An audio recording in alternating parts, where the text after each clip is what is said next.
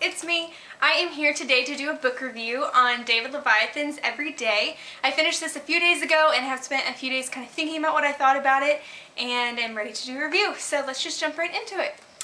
This is about, it doesn't specify if it's a boy or a girl because every day this person has woken up in either a boy or girl's body, normally around their age.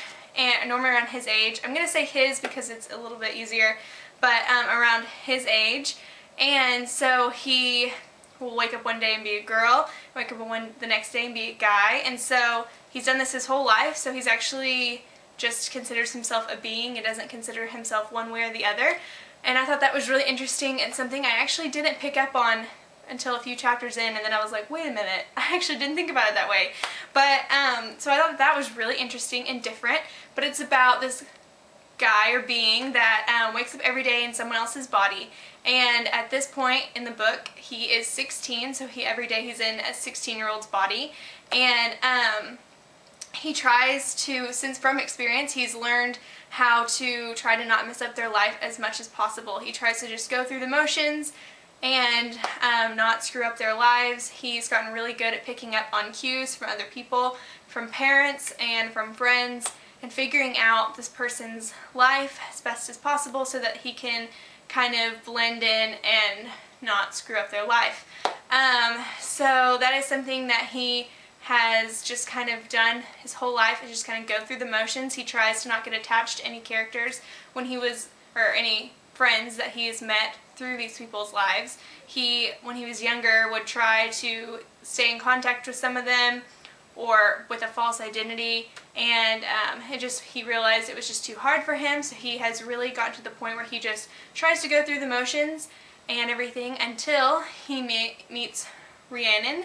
And Rhiannon is introduced towards the beginning, and he wakes up one day in the body of James, who is her boyfriend.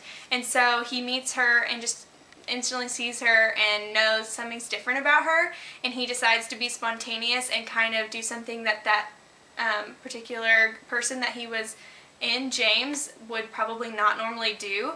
And so him and Rhiannon go on kind of an adventure that day, and yeah, so he gets to know Rhiannon and then gets her email and information, and then through the next few days, he kind of, in every different person's body, he somehow makes contact with her in one way or another, and he doesn't always, he's not always as close. So like some days he'll be 4 hours away, some days he'll be 2 from her, and so he'll have to drive, and he starts messing up the people's lives that he is inhabiting. And yeah, so the plot kind of takes off from there, and it's really, really interesting. One of the things that I loved about this book is the writing style. I just really like David Levithan's writing style, and I think any John Green fan would probably really enjoy him. As I said in the book haul, that he is the one who wrote Will Grayson with John Green, and so obviously they think that they have the similar writing style to write a book together, but I just really think that John Green fans would love this. Love the writing style. I love the characters. I think that having a character who isn't defined by a gender, I think, is really awesome. It was confusing at times and like hard to wrap your brain around, but at the same time like so cool and different. I really liked Rhiannon. She is just very honest, and I just think that she's a very like vulnerable, raw character who isn't written about as perfectly as she is in this story, and I really enjoyed it. I have taken a few days to think about it because it's just one of those books that it's just so different, and you just like go off of that idea and think about how hard that would be to not have a family, not have a normal life from the beginning of life, and to just never really be able to get attached to anyone because you aren't going to be there the next day. I just think that that's crazy, and I really enjoyed it. I do think that some of the times I wasn't as interested in the subplots of the people, of the bodies that he inhabited. There was a lot of, not a lot, but there was detail on each person, and a lot of the times I felt like he inhabited bodies where they were going through something really difficult, or they were having a horrible life, and I don't know if that was on purpose, if that's just the kind of body he inhabits, or if that was not on purpose and that just happened to be who each character the author wanted to write about. I'm not exactly sure, but I just thought that that was interesting. And but some of the times it wasn't necessary. Like, I wasn't as interested in their life and what was going on with that person's life, but I wanted to know what he was doing with Rhiannon and like all of that part of it. So some of the times I was kind of reading really fast and trying to get through it, but I still really enjoyed this book. It's actually not very long. I flew through it. It's only 307 or no, 20-something pages, and it's really well written, really fast read. I really think you all would enjoy it. So I gave this a 4 out of 5 stars.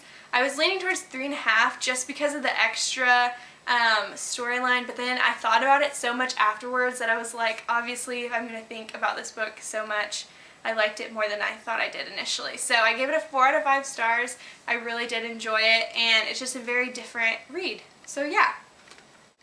The book I'm currently reading right now is Nevermore by James Patterson. I finally decided to pick it up since in 2 weeks I will be going to talk with him, or not talk with him, but he's going to be at the college I went to and speaking, and so I wanted to go ahead and read this before I met him.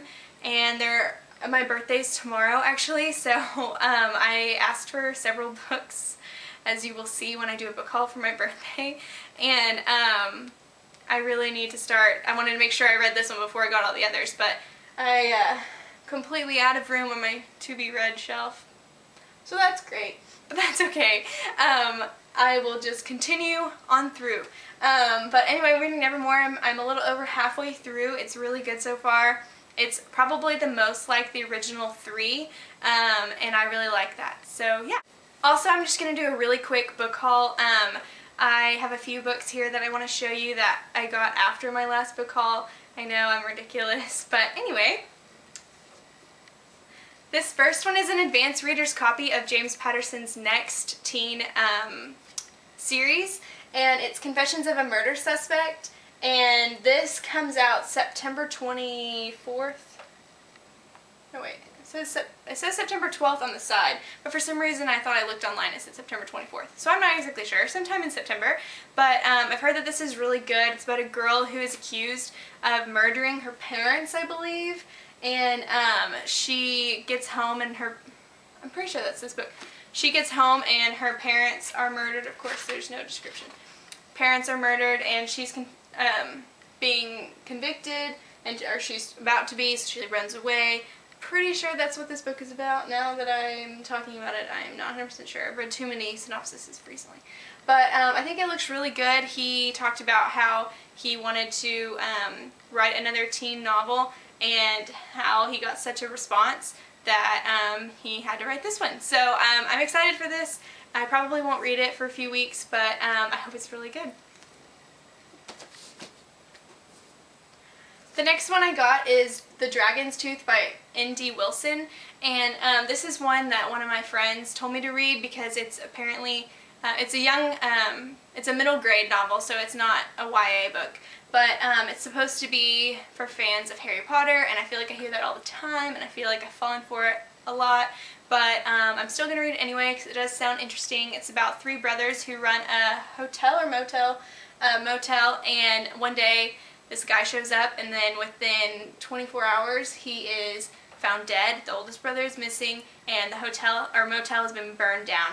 So it kind of, the plot, I guess, takes off from there, and the 2 brothers that are left have to work together to try to find the brother and try to figure out what's going on. Because I think something with the old man that disappeared, or that dies, I think there's like something weird about that. So I don't know, I think it actually sounds pretty good. The sequel comes out on September 11th of this year, so if I like it, that's exciting.